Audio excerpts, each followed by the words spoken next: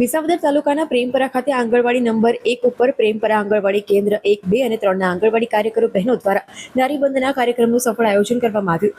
બહોળી સંખ્યામાં લાભાર્થીઓ તેમજ FSW કર્મચારી પ્રજ્ઞાબેન અપરનાથી ઉપસ્થિત રહ્યા હતા. સાથે જ THRથી બનતી વાનગીઓમાંથી મળતા પ્રોટીન ઘટકો વિશે સમજ આપવામાં આવી હતી. આંગણવાડી કાર્યકરો ગીતાબેન કપુરિયા તથા કોમલબેન મારડિયા સાથે જ મીનાબેન રાઠોડ આ કાર્યક્રમને સફળ બનાવવામાં ભારે જહેમત ઉઠાવી હતી.